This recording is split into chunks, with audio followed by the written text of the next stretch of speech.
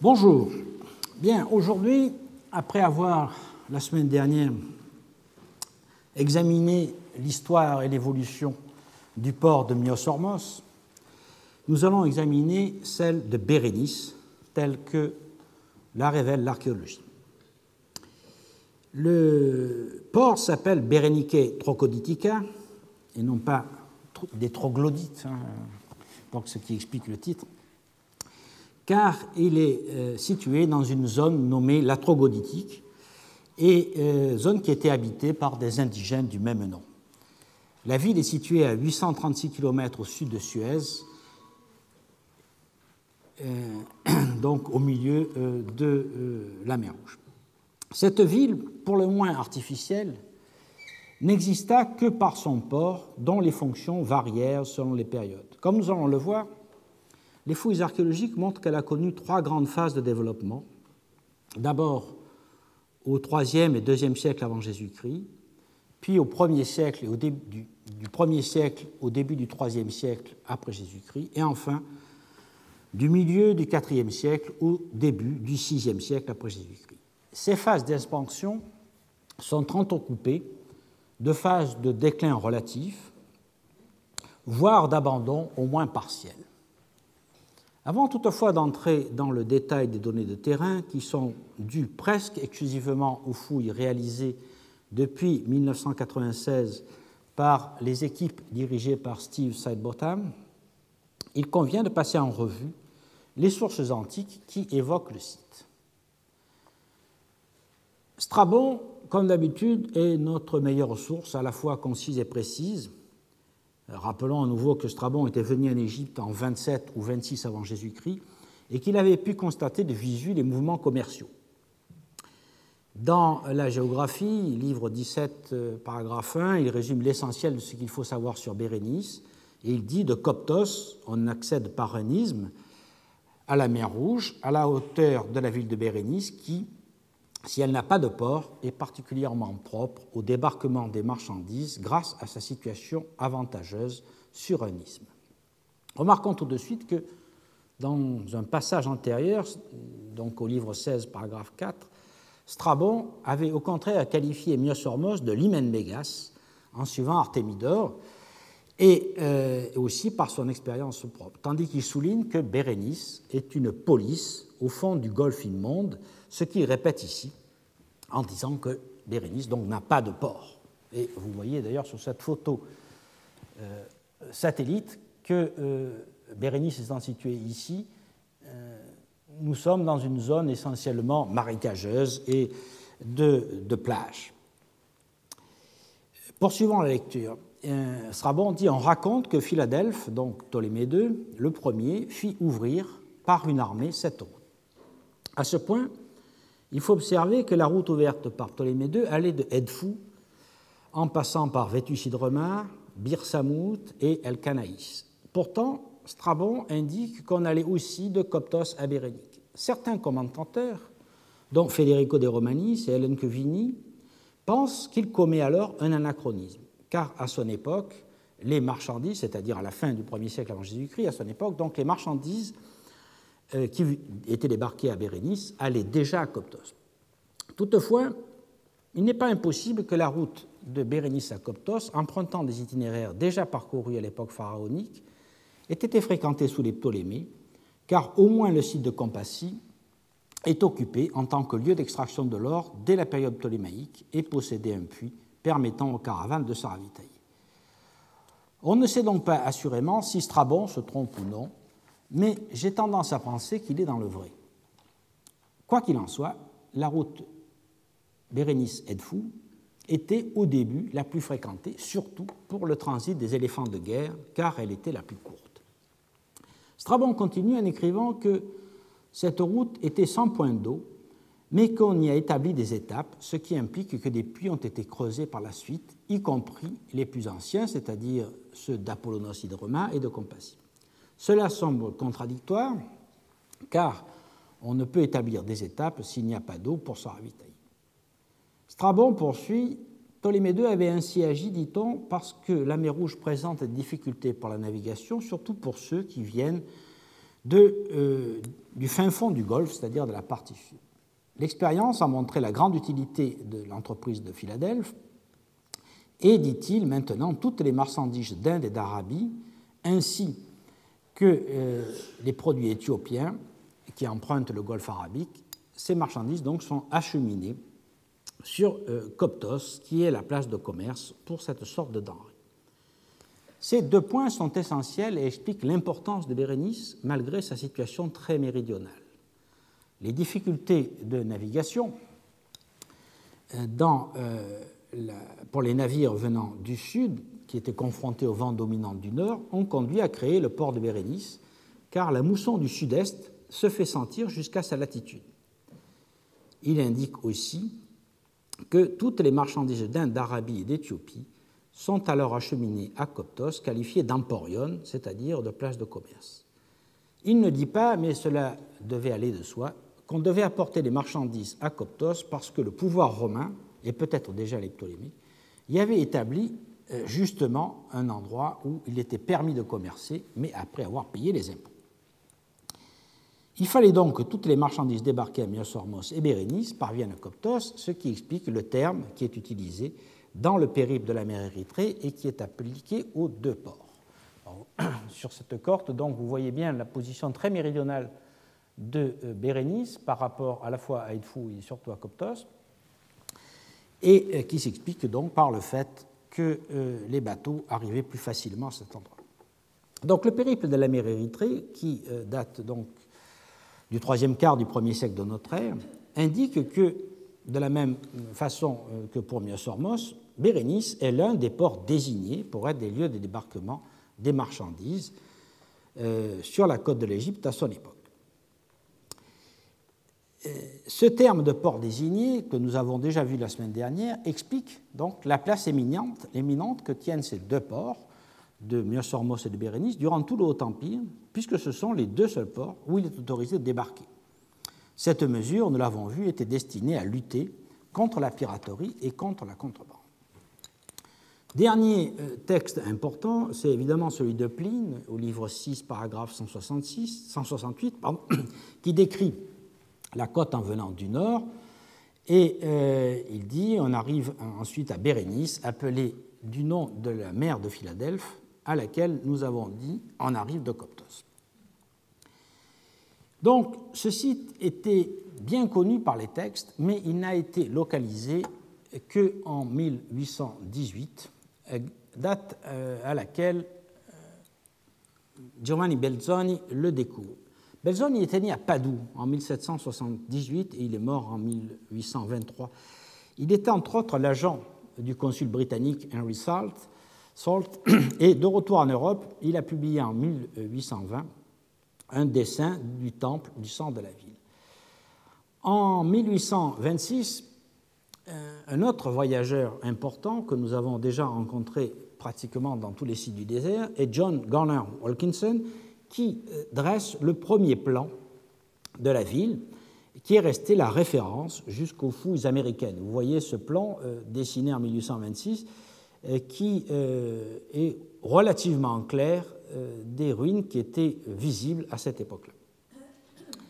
Par la suite, les voyageurs visitant le site se sont surtout intéressés au temple de Sérapis en dégageant surtout les inscriptions hiéroglyphiques mettant au jour des tables d'offrande et des textes en grec.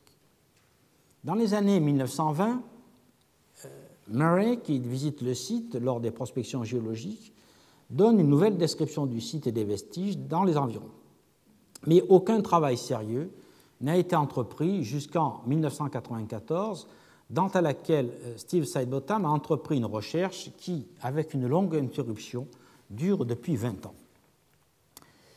Donc voici le site tel qu'il se présente lorsqu'on arrive en bordure de la mer, comme vous voyez, qui est ici.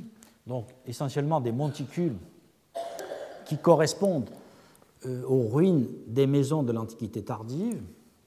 Et ce sont ces ruines qui ont été en partie fouillées par l'équipe de Steve Sidebottom, qui est encore en travail à l'heure actuelle. Je suis allé visiter le chantier en janvier de cette année, et vous voyez ici l'attente de l'étude du matériel, et voici donc le fouilleur qui, cette année, m'a fait à nouveau visiter le site. Sidebottom est un personnage clé de l'archéologie du désert oriental. Né en 1951, il a fait ses études au Caire, à Athènes et à l'Université de Michigan, avant de devenir professeur à l'Université de Delaware en 1981 et jusqu'à nos jours. Il a participé aux fouilles de l'Université de Chicago, à Qusser al-Qadin, que nous avons vu la semaine dernière, au début des années 80, puis il a organisé ses propres programmes de recherche, prospectant systématiquement le désert oriental et fouillant d'abord à Abu Shar, et nous verrons ça dans 15 jours, pour y chercher Myosormos, que nous savons désormais ne pas être là, puis depuis donc 1994 à Bérénice. Entre 1994 et 2001, il y a travaillé en association avec Willeke Vendrik, qui était professeur à l'université de Leiden, et avec l'université de Los Angeles.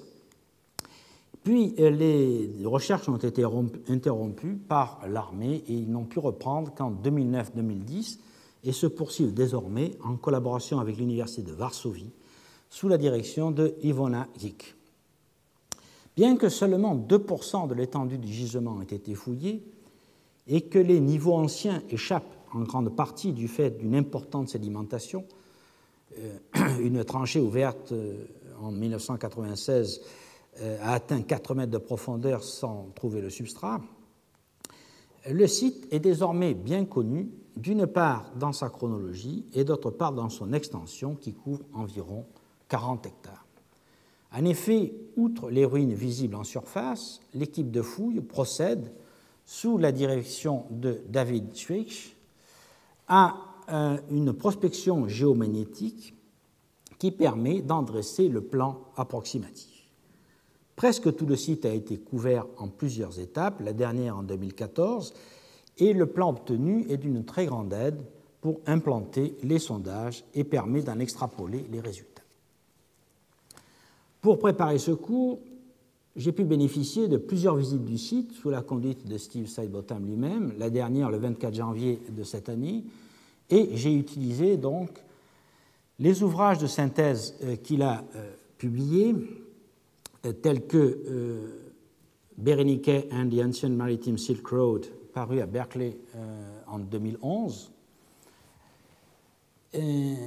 et surtout les deux séries de rapports de fouilles très détaillés, première série ayant été publiée sous forme d'ouvrages presque annuels à Leiden entre 1995 et 2007 sous le titre général de Preliminary Reports of the Excavation of Berenike, et l'autre série qui est disponible sur Internet à partir de 2012 sous des titres divers tels que Berenike Archaeological Fieldworks at the Ptolemaic and Roman Seaport. La première série de rapports préliminaires est absolument remarquable par la qualité de son texte et de ses illustrations. Cet ensemble d'ouvrages qui couvre plus de 1500 pages, on y permet de trouver à peu près presque tout ce qu'il est nécessaire de savoir, mais cette masse de données est, en contrepartie, assez difficile à synthétiser, et cette synthèse permet parfois de contester telle ou telle interprétation des auteurs, et je tiens à saluer la très grande honnêteté scientifique de leurs publications qui autorise cette discussion. L'ensemble de ces recherches permet donc de retracer l'histoire de Bérénice, qui connut, comme je l'ai dit, en commençant 3 grandes phases d'expansion à l'époque ptolémaïque ancienne, sous le Haut-Empire romain et durant l'Antiquité tardive. Commençons donc par l'époque ptolémaïque. Bérénice fut fondée par Ptolémée II, vraisemblablement vers 275 ou un peu après, et les vestiges les plus anciens remontent effectivement au second quart du IIIe siècle. La ville est située sur une petite éminence de 7 mètres d'altitude au-dessus du niveau de la mer, et à l'endroit où il y a le point le plus haut, c'est-à-dire au niveau du temple de Sérapis. La raison de sa fondation est la nécessité pour Ptolémée II d'établir un port qui puisse accueillir des navires transportant des éléphants de guerre. La chasse aux éléphants, qui aurait duré jusqu'à Ptolémée VI Philométor, c'est-à-dire jusqu'aux années 180-145 avant Jésus-Christ, a été un phénomène tout à fait considérable du IIIe et du tout début du IIe siècle avant Jésus-Christ. Ensuite, les éléphants cessèrent d'être nécessaires pour plusieurs raisons. D'une part, parce qu'on avait trouvé le moyen de les affoler et de les retourner contre leur propre camp, et d'autre part, parce que les Séleucides, ennemis principaux des Ptolémées, n'ont plus accès à partir du IIe siècle aux éléphants indiens, après la perte des satrapies orientales et la création des royaumes parthes dès la fin du IIIe siècle avant Jésus-Christ. Donc l'urgente nécessité militaire de posséder ces éléphants de guerre a poussé Ptolémée II à installer une ville fortifiée en bordure du Golfe qui, à cette époque, comme nous le rappelle Strabon, ne possédait pas de port proprement dit, mais un mouillage pour ces gros navires qu'on appelait les éléphantégoïs. Ces navires étaient en effet assez peu manœuvrants et du fait de leur taille et ne pouvaient remonter au vent au nord de Bérénice. Diodore, au livre 3, paragraphe 40, dit qu'on ne pouvait y installer des rames et qu'il fallait donc naviguer à la voile, au portant et en étant poussé de l'arrière, et en se tenant au plus au large possible de la côte à cause des récifs. D'ailleurs, Diodore dit que beaucoup d'éléphantégoïs ont fait naufrage, et on sait par un papyrus, par exemple, qu'un éléphantégos a fait naufrage à la date de 224 avant Jésus-Christ. Les éléphants débarqués étaient ensuite convoyés par la piste à Apollonopolis, c'est-à-dire à Edfou. La ville a donc dû être conçue surtout dans ce but. Bien qu'elle soit mal connue, cette ville ptolémaïque, car ses niveaux anciens sont situés à une grande profondeur, on sait qu'elle était défendue par un rempart de pierre, qu'elle comportait un chantier naval et probablement un enclos pour parquer les éléphants. Pour l'essentiel, la ville hellénistique était située à l'ouest de la ville de l'Antiquité tardive. Donc les photos que nous avons vues au départ montrent surtout cette partie-là où les ruines sont les plus évidentes, et la ville ptolémaïque, elle, est au contraire située dans la partie ouest du site. En 2011-2014, l'équipe américaine a fouillé principalement dans cette zone, mettant au jour une tour de la fortification qui limite la ville ptolémaïque, un rempart qui date de la fondation de la ville et qui semble avoir été démantelé par les Romains à la fin du 1er siècle avant Jésus-Christ, car à cette époque-là, il semble qu'il n'y ait plus eu de nécessité de défense, et au contraire qu'il y ait eu un besoin de pierre, mais nous y reviendrons. Le plan orthogonal de la ville, qui se perpétue par la suite, reflèterait en fait le plan d'origine ptolémaïque, dont les maisons sont bâties en briques crues. Donc vous voyez ici une vue de cette tour, partiellement dégagée, une vue du rempart, en partie spolié à l'époque romaine, et le matériel associé à ces niveaux anciens, par exemple une amphore de Rhodes au nom de Philinos, datée du milieu du IIIe siècle avant Jésus-Christ, et un mobilier à peu près contemporain trouvé dans ces mêmes niveaux et publié par Roberta Tomber. Il s'agit principalement de productions égyptiennes locales imitant notamment ici des amphores produites en Grèce et dans la mer Égée.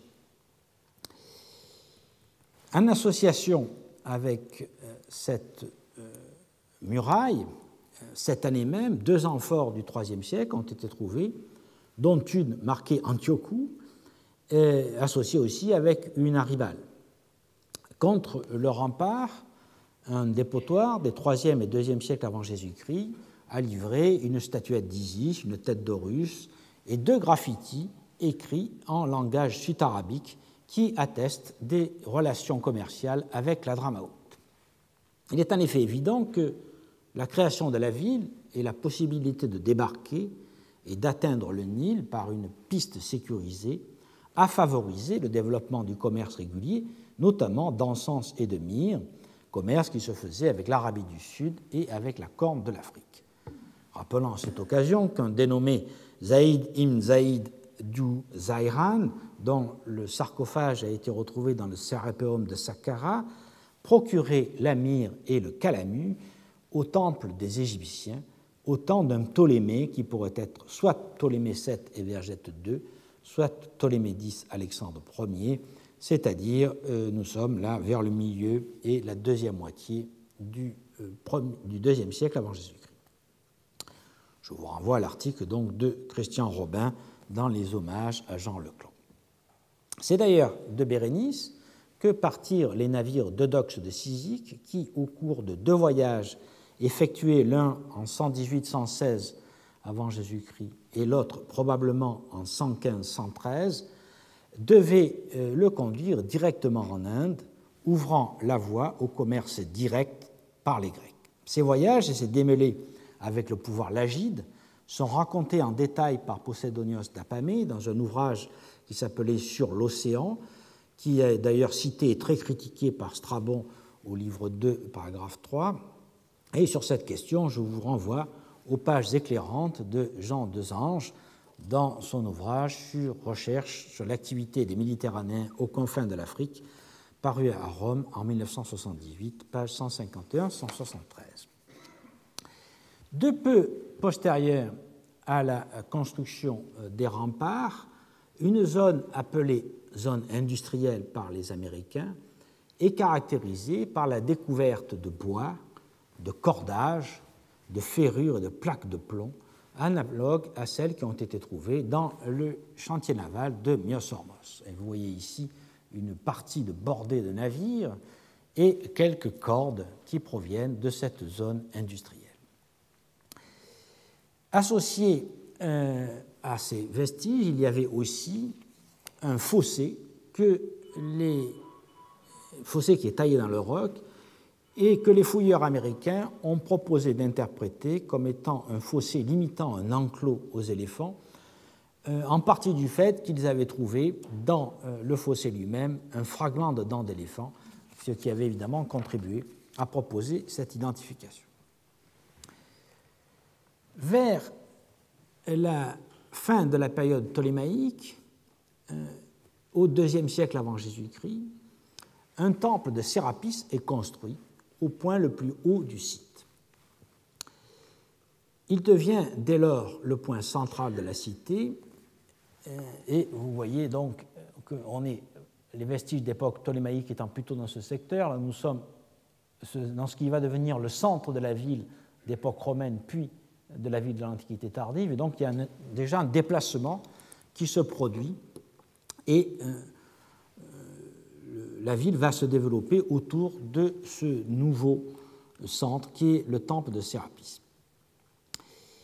Ce temple est construit en blocs de gypse assemblés par des crampons de bois, et les murs sont couverts d'inscriptions hiéroglyphiques qui sont pour la plupart d'époque romaine. En 2012-2014, les fouilleurs américains et polonais ont aussi dégagé un énigmatique bâtiment quadrangulaire en grand appareil de gypse dans la partie sud du site, en bordure de la mer, dans ce qui, à cette époque-là, devait être une île au milieu du port. Vous voyez donc, c'est ce point rouge qui est en 17 sur leur plan. Ce bâtiment en gypse semble avoir été volontairement démoli à une époque tardive en faisant s'écrouler les murs d'un bloc des 4 côtés. Ce bâtiment est ancien. Sa technique, alors vous voyez ici l'écroulement des murs qui ont donc été volontairement démolis. Sa technique le rapproche de celle en vigueur à l'époque ptolémaïque, et notamment dans le temple de Sérapis. Mais les fouilleurs du site ne peuvent en préciser la date de construction jusqu'à présent, car il n'y a aucun mobilier associé au niveau de fondation. Et d'autre part, l'édifice semble avoir été utilisé jusqu'à l'Antiquité tardive, c'est-à-dire jusqu'au moment où il est volontairement détruit. À l'intérieur, on a retrouvé un dépôt d'objets en relation avec des statues. Alors, vous voyez ici le plan du bâtiment tel qu'il se présentait à la fin de la fouille de cette année et les 4 murs qui ont donc été volontairement abattus des 4 côtés. Et voici une vue de l'intérieur du site, complètement du bâtiment, disons complètement excavé à époque tardive, mais à l'intérieur duquel donc les fouilleurs ont trouvé quelques éléments de statue, dont un doigt de statue colossale en bronze et 2 inserts taillés dans de la pierre blanche qui formaient les yeux d'une statue de bronze. Le mobilier qui était associé comprend des œufs d'autruche, des perles, des fragments d'agate importés d'Inde. Ils ont également trouvé une inscription dédiée à Domitien, dont vous voyez ici le nom qui a été martelé à la suite de la damnatio memoriae. Et si on associe l'ensemble, c'est-à-dire l'architecture, la présence de mobilier rituel et de cette inscription, tout semble donc indiquer qu'il s'agit, au moins durant le Haut-Empire et probablement de l'époque ptolémaïque, d'un sanctuaire. Son emplacement dans le port, juste à côté d'un sanctuaire que nous verrons tout à l'heure, qui a été construit à la fin du IVe siècle de notre ère, ce sanctuaire dans lequel on a trouvé des traces de culte d'Isis. Donc tous ces éléments en feraient un bon candidat pour un sanctuaire dédié à Isis, donc divinité qui était adorée en tant que protectrice des navigateurs. Toutefois, l'absence jusqu'à présent de mobilier votif directement associé à cette déesse fragilise pour l'instant cette hypothèse. En tout état de cause, je crois qu'il faut retenir qu'il s'agit certainement d'un sanctuaire dont le temple que nous verrons tout à l'heure au IVe siècle aurait pris la suite, peut-être en assumant les mêmes fonctions et en relation avec la protection demandée aux dieux avant le grand voyage très périlleux qui attendait bien sûr les commerçants se lançant dans le trafic avec l'Inde. La question de l'approvisionnement en eau de cette ville s'est certainement posée dès les origines, car la nappe phréatique sous la ville était saumâtre. On ne connaît d'ailleurs aucun puits de cette époque, ni d'ailleurs de quelque époque que ce soit. À la période ptolémaïque, il semble donc que Bérénice devait être approvisionné par un puits, et le seul qui semble en activité à cette époque-là est celui de Vetus Hydroma, qui est situé à une bonne vingtaine de kilomètres au nord de la ville. Ce puits aurait continué à être utilisé par la suite, après la construction d'autres puits à l'époque romaine, et il aurait donc pris et gardé ce nom de Vieux Point d'eau, qui était donc dès les origines l'endroit où on amenait l'eau jusqu'à Bérénice. Il est temps maintenant de voir ce qui se passe durant le Haut-Empire. Comme à Myosormos, on assiste à la fin du 1er siècle avant Jésus-Christ et au 1er siècle après Jésus-Christ à une expansion soudaine. Au moment de la mainmise de Rome, en 30 avant Jésus-Christ, le site était probablement en partie abandonné. Il est réoccupé peu après par des commerçants et par l'armée romaine qui démolissent une partie du rempart pour récupérer les pierres et les réutiliser dans les constructions. L'armée s'installe parallèlement à Bérénice même et dans des forts progressivement construits tout autour. L'inscription ILS 2483, qui a été souvent citée ici même, rapporte que durant la première moitié du 1er siècle, à une date donc que nous avons du mal à préciser, une vexiliasso de 1414 hommes, dont 120 légionnaires, fut envoyée pour construire des citernes à Myosormos, à Compassie, à Apollonos et à Bérénice, et qu'ils réparèrent et qu'ils construisirent des castrats. Où se trouvaient le puits et les citernes alors construits, on ne le sait pas. Les fouilles de l'équipe de Sidebottom n'ont pas trouvé de camp militaire à Bérénice même, malgré l'aide des prospections géomagnétiques. Mais il est clair que l'augmentation énorme du trafic commercial et donc de la population attirée et nécessitée par ces activités commerciales, c'est-à-dire les soldats, les marchands, les marins, les chameliers, les prostituées, les esclaves, etc., a forcément posé le problème de l'approvisionnement en eau en termes cruciaux dès la période augustéenne. Le Vetus hydroma n'a probablement pas suffi et il a fallu chercher assez rapidement d'autres puits. Le prime, alors vous voyez ici une vue des alentours de Bérénice avec le Vetus hydroma situé donc à une vingtaine de kilomètres au nord, qui a certainement approvisionné la ville à l'époque ptolémaïque, et tout autour de la ville d'autres puits qui sont construits au fil du temps. Donc nous allons voir successivement le puits de Sycate et puis les deux puits de Calalat. Le premier praesidium doté d'un hydroma, c'est-à-dire doté d'un puits, est bien daté, et il s'agit de celui de Sycate, dont la fondation date de 76-77. La précision est donnée par une grande inscription sur pierre triangulaire qui couronnait la porte. Vous voyez ici la découverte de cette inscription qui était au-dessus de la porte et qui permet de le dater avec précision. Elle fait référence à une inspection du préfet Lucius Iulius Ursus qui fit ordonner de construire les forts et les puits le long de la route. Bien que ces tours soient ovales et son plan un peu, disons, irrégulier, il entre bien dans la série des forts construits la même année, que nous avons déjà vu à plusieurs reprises, c'est-à-dire Didymoe, Aphroditès Orus, et selon moi, Bir Beisa et Xéron Pélagos, que nous avons vu le mois dernier. On remarque toutefois cette déformation du quadrilatère qui est due à l'adaptation au terrain et surtout un mur de division interne séparant le puits des casernements qui n'a pas été observé ailleurs. Le puits devait être à cet endroit-là.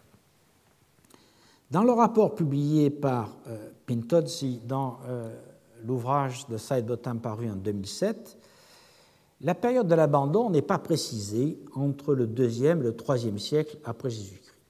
Toutefois, au vu de ce qui est publié, j'ai l'impression que l'occupation fut courte, probablement pas plus d'un quart de siècle et certainement pas jusqu'au IIIe siècle après Jésus-Christ. Donc, personnellement, j'ai l'impression que le fort qui est construit en 76-77 grâce à la connaissance de l'inscription, ici vous voyez une reconstitution de la porte avec l'emplacement de l'inscription.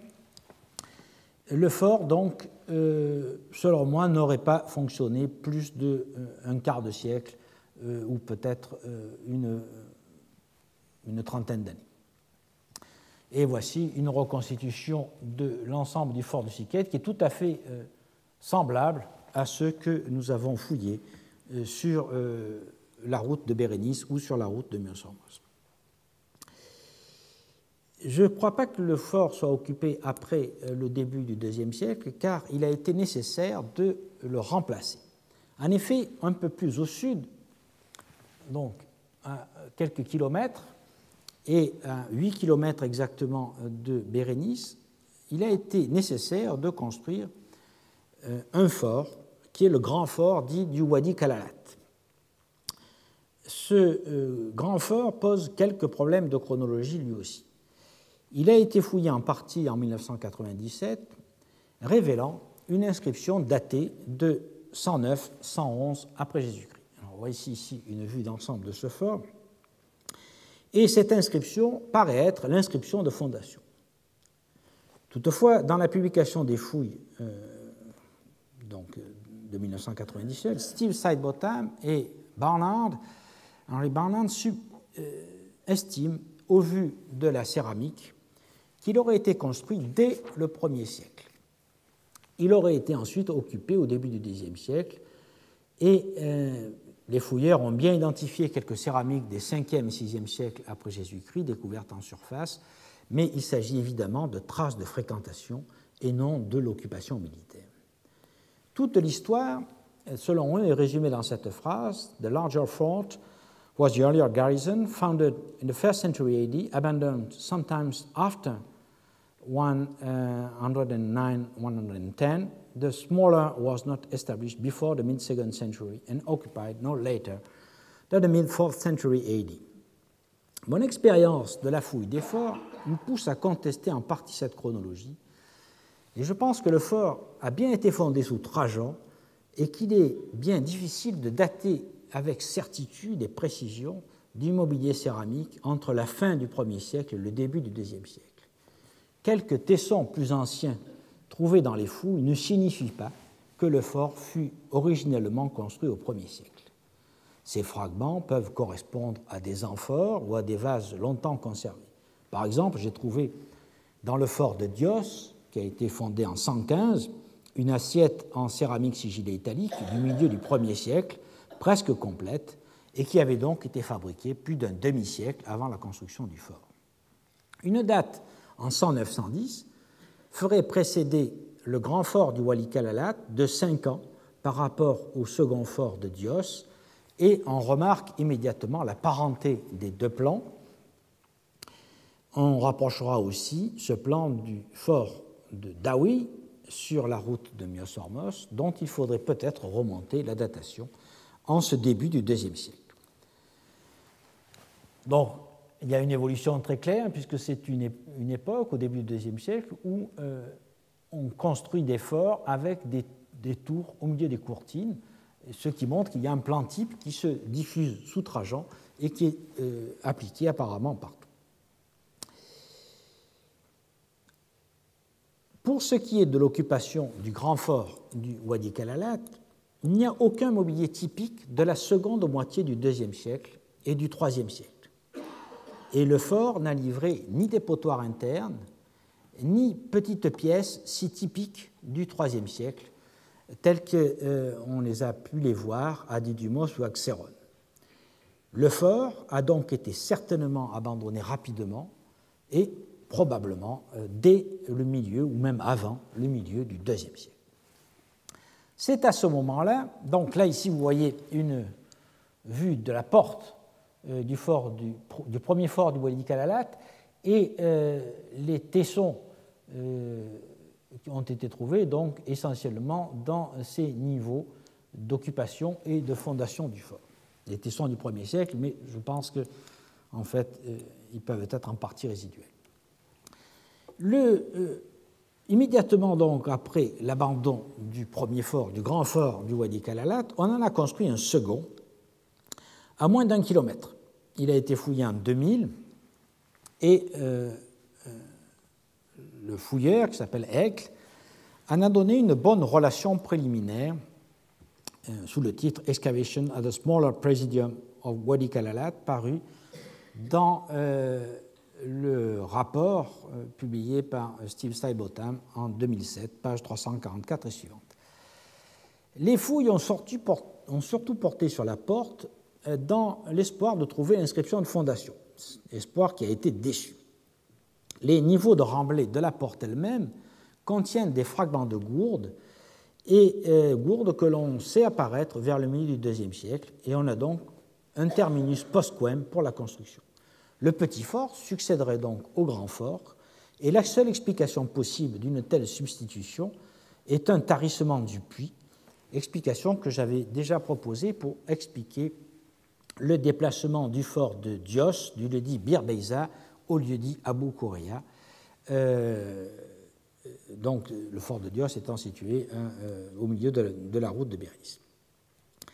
La fin de l'occupation du petit fort du Wadi Kalalat est plus difficile à fixer, faute d'études précises du mobilier trouvé dans les couches de destruction. L'équipe américaine relie la construction et l'occupation de ce fort au corps d'archers palmyréniens, ce qui me paraît dénué de fondement. En effet, bien que la fouille soit très partielle, on a l'impression qu'il n'y a pas de développement de ces petits casernements ou ces petites habitations que l'on voit dans tous les forts du IIIe siècle occupés par les archers palmyréniens. En conséquence, les fouilleurs américains pensent que le fort lui-même a été abandonné après la conquête de l'Égypte par Zénobie. Alors, on peut peut-être accepter cette dernière hypothèse, mais faute donc de fouilles des casernements, on ne peut pas l'assurer. Il me paraît clair en tout cas que les événements du dernier tiers du IIIe siècle ont eu des répercussions profondes non seulement sur l'organisation militaire de la route, mais aussi sur Bérénice elle-même et son commerce. Donc, là, il reste une incertitude liée au fait que les fouilles ont été trop partielles dans ce dernier fort. Au total, je pense que les 3 forts se sont succédés. Sikait, donc occupé de 77 à 109 ou 110 après Jésus-Christ, Wadi Kalalat I de 109-111 après Jésus-Christ jusque sous le règne d'Antonin le Pieux, et Wadi Kalalat II à partir de la seconde moitié du IIe siècle jusqu'à une date indéterminée. Les travaux considérables qu'impliquent ces déplacements ne s'expliquent que sous l'empire d'une nécessité vitale telle que trouver de l'eau et par le probable assèchement des puits creusés successivement. En somme, cet acharnement serait la manifestation d'un échec à trouver un point d'eau pérenne. Examinons maintenant la ville à l'apogée de son développement. L'emplacement de la ville ptolémaïque fut en partie délaissé car la ville du Haut-Empire s'est étendue plus à l'est et plus au nord. Donc, je vous rappelle, la ville ptolémaïque était dans ce secteur et la ville du Haut-Empire est plutôt autour du temple de Sérapis, donc vers l'est et vers le nord. Le plan orthogonal d'origine continua toutefois de réguler la cité au Haut-Empire et il est probable qu'il a été prolongé en allant vers la partie orientale du site, bien qu'il ait été bien sûr partiellement et progressivement brouillé par les constructions tardives des IVe au VIe siècle. En fait, les limites et l'urbanisme de la ville du Haut-Empire restent encore mal connus, car peu de maisons de cette époque ont été jusqu'à présent retrouvées. Les secteurs les mieux explorés sont les sanctuaires et le port. Commençons par les sanctuaires. Le temple principal, nous l'avons vu à partir de la fin de l'époque ptolémaïque, était celui de Sérapis, situé au point le plus haut de la ville. Bien qu'il ait été construit antérieurement, il continua d'être fréquenté et décoré durant le Haut-Empire, et il n'est pas impossible même qu'il ait été utilisé jusqu'au Ve siècle. Des travaux importants y furent effectués sous Tibère, puis il fut agrandi en 161-169 après Jésus-Christ, ce qui montre donc la prospérité de la ville à cette époque. Le temple était décoré de bas-reliefs que les voyageurs anciens ont vus, mais qui étaient déjà très dégradés au moment où Wilkinson, par exemple, visite le site au début du XIXe siècle, et ils sont aujourd'hui totalement perdus. Une grande partie de la décoration semble remonter à Tibère, dont le nom en hiéroglyphe apparaît sur plusieurs murs. Des bas-reliefs montraient Tibère faisant une offrande à Osiris et à Isis, faisant des offrandes aussi à Horus et à Isis, à Neth et à Mout, à Amon et à Mout, maîtresse d'Isrou, ce qui nous renvoie au temple de Mout à Karnak, Tibère faisant aussi des offrandes à Mine et à Isis. En façade se trouvaient des cartouches de Domitien ou de Trajan, et les noms de Marc Aurèle et de Lucius Verus, puis de Commode et Caracalla ont été aussi gravés. Parmi les bas-reliefs sont particulièrement significatifs ceux de Mine, car c'était le dieu de Coptos et du désert, assimilé par les Gréco-Romains à Pan. Ces représentations rappellent les liens étroits entre Bérénice et Coptos. Les bas-reliefs montrant Aroëris, c'est-à-dire Horus le Vieux, manifestent quant à eux les liens entre Bérénice et Apollonopolis, c'est-à-dire Edfou, car Apollon était le nom d'Horus d'Edfou. Enfin, Sur les bas-reliefs, Isis est appelée celle qui est au milieu du Ouadj vert, c'est-à-dire le nom qui désignerait la mer Rouge. Il est clair que, là aussi, les voyageurs tenaient à se mettre sous la protection d'Isis avant de se lancer dans le grand voyage vers l'Inde. Donc voici une vue de l'intérieur du temple de Sérapis, malheureusement très dégradé, et une reconstitution graphique qui permet de s'en faire une idée. Au nord du temple s'étendait une cour en terre battue, dans laquelle un niveau du Haut-Empire a livré des bols de bois et 2 jarres enterrées. Toutes les deux ont été fabriquées en Inde. L'une d'elles était fermée par un couvercle de bois et contenait 7,7 kg et demi de poivre. Ce pourrait être une possession du temple. D'autres sanctuaires existaient ailleurs. Il faut probablement leur attribuer une dédicace faite à Zeus durant le règne de Néron par une femme nommée Philothéra. Et ça a été publié par Bagnal en 2005. Et une autre qui a été faite à Isis sous Trajan, au temps où Marcus Rutilius Lupus était préfet d'Égypte. Une dédicace donc qui a été faite par un fils de Papyrus qui était secrétaire et interprète. Donc voici une vue de cette dédicace à Zeus par Philothéra au moment de la découverte et de l'inscription elle-même. Et voyons maintenant un autre temple important qui est le temple des Palmyréniens, qui est un temple qui est plus tardif que les autres et qui est évidemment lié à l'arrivée des archers palmyréniens dans le désert. Le temple est situé, vous voyez ici le temple de Sérapis, le temple des Palmyréniens est situé à l'est du temple de Sérapis et est évidemment une fondation en partie directement liée plutôt à l'armée et à l'arrivée de ces archers. Les archers palmyréniens furent en effet déployés dans le désert à partir du règne de Caracalla. À Coptos, leur présence est attestée par une inscription à Yaribol et des inscriptions faites par les archers palmyréniens en 216 après Jésus-Christ. Et je vous renvoie à la publication de Bernan sur les portes du désert. L'inscription porte le numéro 85. Dans leur sanctuaire de Bérénice, les Palmyréniens pratiquaient le culte impérial, également le culte de Yaribol, Hierobol, un des dieux de la triade de Palmyre, et probablement celui d'Harpocrate, fils d'Isis. Le sanctuaire abritait aussi une statue en bronze d'une déesse dédiée par un certain Mokimos. La chapelle de Yaribol est construite en blocs de coraux associés avec des blocs de gypse de remploi. Un des murs présente une arase de nivellement faite par une poutre de teck qui doit provenir d'un navire. Là, vous voyez ici une vue, une reconstitution du temple avec 2 colonnes en façade peut-être, et une simple pièce au fond de laquelle se trouvait la statue de Yaribol, Hierobol, et un autel devant, et sur le côté, la statue dont l'attribution n'est pas certaine, peut-être à Isis, dédiée par Mokimos. De la statue de Yaribol, on n'a retrouvé que l'emplacement, et vous voyez ici la trace du scellement des pieds de la statue, qui était une statue de bronze,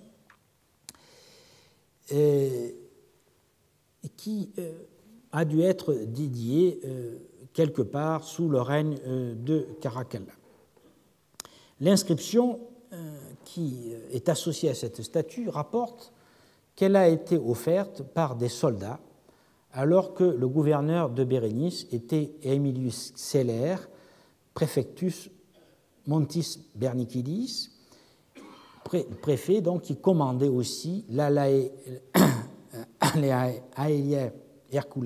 Herculiana, et alors que Valerius Germanos était chiliarque de cette unité. Un fait qui est rare, c'est qu'elle mentionne le sculpteur qui a fait l'image du dieu, qui s'appelait Berikei, une image du dieu qui était donc en bronze et dont il nous reste que l'esselement et une main. Voici donc cette inscription dédicatoire à Hierobol Yaribol, qui est faite en grec et qui nous donne à la fois le nom des dédicants et celle du sculpteur, donc le fameux Berikei. Sur le côté, il y avait donc une statue féminine offerte par un archer palmyrénien du nom de Marcus Aurelius Mocimus, fils d'Abdeus, inscription faite pour l'éternel pouvoir et le salut de notre maître. L'inscription dit Cosmocrator, maître du monde, Marcus Aurelius Antoninus Pius Augustus, et pour Julia Domna, mère des camps, Auguste, et pour leur entière maisonnée, l'inscription est en fait le 10 Tot de l'année 24, soit le 8 septembre 215 après Jésus-Christ. Le bas de la statue et le bras qui tenait probablement une corne d'abondance ont été trouvés en place sur la base au-dessus de l'inscription. Le mobilier cultuel était complété par un autel en pierre, une centaine de bols de bois, une statue de Sphinx et une tête de statue d'Harpocrate. Les bols devaient contenir des offrandes préparées que les orants pouvaient acheter. L'autel en pierre présente des marques de combustion à son sommet. Alors voici la base de la statue telle qu'elle a été retrouvée et le fragment de la main qui tient le bas d'une corde d'abondance ou peut-être un serpent, c'est pas très clair. Et donc ce sont les deux grands sanctuaires en activité à l'époque du Haut-Empire. Il est évident qu'il y avait d'autres sanctuaires, mais ils n'ont pas encore été découverts ou fouillés. Durant le 1er siècle de notre ère, Bérénice avait aussi deux zones portuaires. La première était située au nord-est de la cité, c'est-à-dire dans ce secteur, une zone qui n'était pas occupée à l'époque ptolémaïque, et la deuxième étant située à côté de la ville ptolémaïque, dans une zone qui était encore accessible au 1er siècle après Jésus-Christ, mais qui va progressivement s'envaser et devenir totalement inutilisable à la fin du Haut-Empire et surtout au cours de l'Antiquité tardive. La première de ces zones est donc située au nord-est de la cité, donc dans ce secteur-là. Elle est matérialisée, cette première zone portuaire, par deux murs de la fin du 1er siècle avant Jésus-Christ ou du tout début du 1er siècle après Jésus-Christ, qui ont été trouvés sous les maisons de l'Antiquité tardive. Un des quais à l'est est réalisé en rocher de coraux et montre une érosion marine sur le côté nord. L'autre quai, sur le côté est de la ville, au sud de la future église, est construit en bloc de calcaire. Vous voyez ici donc un de ces quais sous les maisons tardives.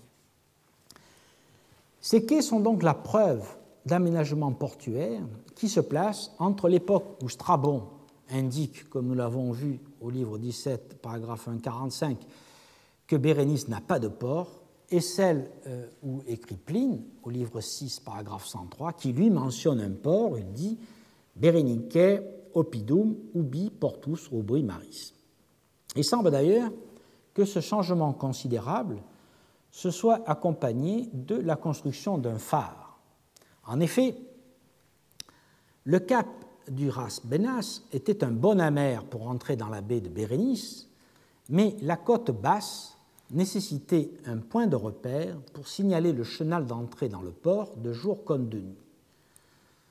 Cette construction circulaire qui a été trouvée donc au milieu de la ville de l'Antiquité tardive se trouvait en fait en bordure du port du Haut-Empire. C'est une construction circulaire puissamment fondée. Vous voyez ici le cercle, la fouille il y a déjà quelques années, ce qui explique l'état de dégradation, disons, quand je l'ai visité au mois de janvier. Mais on voit donc cette construction circulaire avec deux murs de refend à l'intérieur pour stabiliser donc une élévation certainement importante. Et cette construction se trouvait donc en bordure du port du Haut-Empire. Les fouilleurs américains l'ont interprété comme un phare qui ferait pendant à un autre phare qui serait situé de l'autre côté de l'entrée du port. Malheureusement, cette zone est inaccessible car minée au moment de la guerre entre l'Égypte et Israël, et cette zone n'a pas été encore déminée.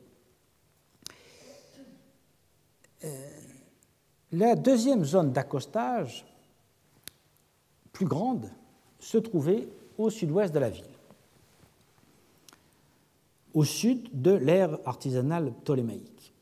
Des sondages réalisés en 2009 ont montré que cette zone fut abandonnée dans le courant du Haut-Empire, dans le courant du IIe siècle principalement, à cause de l'envasement, et qu'elle fut à ce moment-là convertie en décharge. La partie est du grand port sud a bien fonctionné au Haut-Empire. Un indice est fourni par les dépôts de pierres de basalte qui jonchent cette zone. Comme à Myosormos, ces pierres de basalte sont originaires des côtes de l'Arabie, surtout du port de Cana, qui était le port de l'encens de la Dramaout. Or, Cana fonctionne surtout à partir du 1er siècle de notre ère et fleurit du 2e au 5e siècle. Ces dépôts de basalte sont donc un témoignage du commerce de l'encens et de la myrrhe, par nature difficile à retracer directement, mais dont l'importance est bien connue par les sources écrites.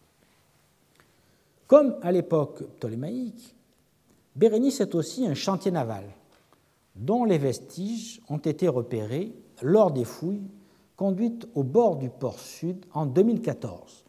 On y a trouvé notamment une membrure de navire en bois de cèdre du 1er ou du 2e siècle après Jésus-Christ, plusieurs cordes en fibre de palmier qui étaient déposées contre la membrure, la plus longue mesurant jusqu'à 3,10 mètres pour un diamètre de 7 cm. Et on y a trouvé aussi des anneaux de cargue pour les voiles. Donc voici une vue des restes de ce chantier naval, la membrure de navire trouvée cette année, un navire d'une assez grande taille qui n'a évidemment pas encore été ni dessiné ni reconstitué, et un exemple de ces anneaux de cargue de voile qui étaient utilisés pour faire passer les filins qui permettaient de remonter les voiles lorsque on arrivait au port. Associés à ce matériel naval, les fouilleurs ont mis à jour de grandes quantités d'amphores et de vaisselle, des tombes de chiens et de chats, des ostracas, des figurines de bestes, des textiles, des vanneries, des verreries, dont un gobelet moulé en verre bleu. Et dans un sondage voisin, ils ont mis au jour une entaille montrant un cavalier vainqueur daté du 1er siècle après Jésus-Christ, une entaille en calcédoine, qui pourrait être l'indice de l'existence, à proximité, d'un bâtiment administratif. En effet, ce type d'entaille est le plus souvent utilisé par les officiers pour sceller leur correspondance, et nous avons trouvé des sceaux tout à fait analogues, par exemple dans le prétorium de Maximianon sur la route de Myosormos. De fait, comme à Myosormos, la présence de militaires sur place et dans les forts autour de la ville est assurée par la mention du périple, par les ostracas et par les inscriptions des palmyréniens. C'étaient les militaires qui contrôlaient l'approvisionnement en eau à partir des puits fortifiés que nous avons vus tout à l'heure.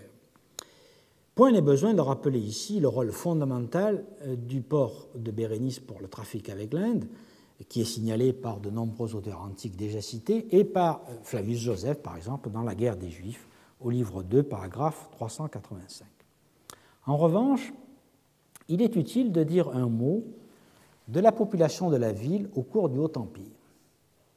On ne peut l'approcher directement par les squelettes, car le cimetière du Haut-Empire n'est pas connu. Celui qui a été fouillé le long de la route entrant dans Bérénice date de l'Antiquité tardive. Au début de notre ère, la plupart des défunts devaient être rapatriés dans la vallée. Le tarif de Coptos donne le montant de la taxe qu'il fallait payer et nous avons vu qu'il n'y avait pas non plus de cimetière organisé à Myos-Hormos. Toutefois, les esclaves et les pauvres devaient être enterrés sur place dans une zone qui reste à découvrir. Toute estimation de la population est aussi impossible à faire, faute de connaître l'extension de l'urbanisme. On doit imaginer qu'il y avait des pics d'occupation lors du départ des bateaux pour l'Inde en juillet et surtout en août, et lors de leur retour à partir de février et d'avril. Un peu à la manière de ce qui se passait au XVIIe siècle à Bandar Abbasi, le port de la côte de Perse en face de l'île d'Ormuz, qui ne vivait que de décembre à mars au moment de l'arrivée des bateaux apportant les marchandises d'Inde et jusqu'à leur départ. Toutefois, le délai relativement bref entre les deux saisons de navigation vers l'Inde et le retour, et la possibilité aussi de commercer en toute saison dans la mer Rouge elle-même et le long des côtes de l'Afrique orientale, ont dû en partie limiter ces fluctuations. De la même façon, il devait y avoir peu de personnes âgées, car on résidait à Bérénice pour affaires, et les personnes âgées devaient finir leurs jours dans la vallée. En revanche, on sait qu'il y avait des femmes et des enfants.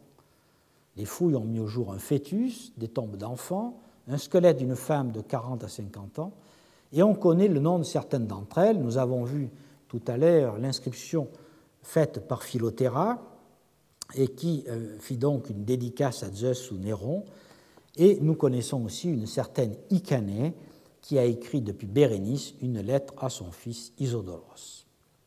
Pour l'essentiel toutefois, la population devait être masculine, composée de muletiers, de chameliers, de marchands et de marins, ces deux dernières catégories incluant non seulement des Grecs et des Égyptiens, mais aussi des Palmyréniens, des Nabatéens, connus par des graffitis des IIe et IIIe siècles, graffitis qui mentionnent des chameliers, qui mentionnent un prêtre et aussi un réparateur de vêtements. Et il y avait aussi, bien sûr, des Indiens, des gens originaires de Ceylan et parlant tamil, dont plusieurs graffitis ont été trouvés. Il y avait également des Arabes et des Africains de la Corne de l'Afrique. Nous avons vu le mois dernier qu'un des squelettes mis au jour à Xéron-Pélagos appartenait probablement à un de ces Africains. Donc voici un exemple d'un graffito tamil sur une amphore romaine Dressel II qui montre donc la présence sur place de marins venus de Ceylan, et une de ces lettres sur Ostraka qui a été trouvée dans ces dépotoirs. Les chameliers du milieu du Ier siècle sont aussi connus par les archives de Nicanor trouvées à Coptos et aussi par les archives sur Ostraka de la douane de Bérénice. Ces documents sont surtout des laissez-passer attestant que l'impôt du 20% appelé quintana a été payé à Coptos.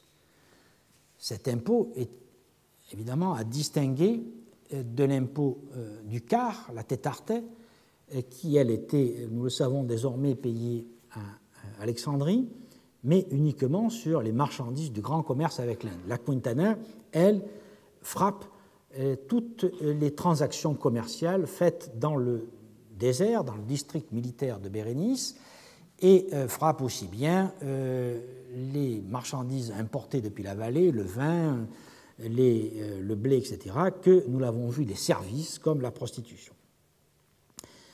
Et il est clair que les marchands qui avaient payé cette quintana, cet impôt du 5e à Coptos, devaient présenter le laissez-passer lorsqu'ils arrivaient à la douane de Bérénice.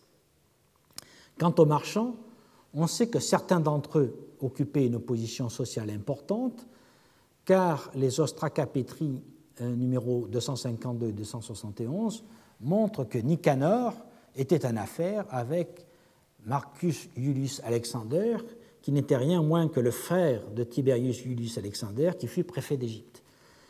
Dans les ostracas de la douane de Bérénice apparaît aussi le nom de Tsétos, qui est esclave de l'esclave impérial Tratos, donc des personnages du plus haut rang de l'administration. Les ostracas de la douane attestent aussi des noms de receveurs du fisc qui percevaient l'impôt du 20e sur les transactions, Andouros, Pacoibis, Germanos, etc.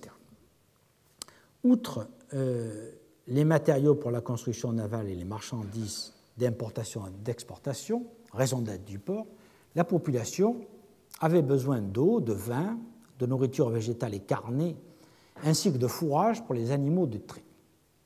Notre connaissance de ces divers aspects restera certes toujours lacunaire, mais elle l'est moins qu'ailleurs, car on peut ici croiser les données des textes, de l'archéobotanique, de l'archéologie et de la céramologie. C'est ce que nous allons faire dans un petit moment, après que nous ayons pris 5 minutes de pause nécessaire.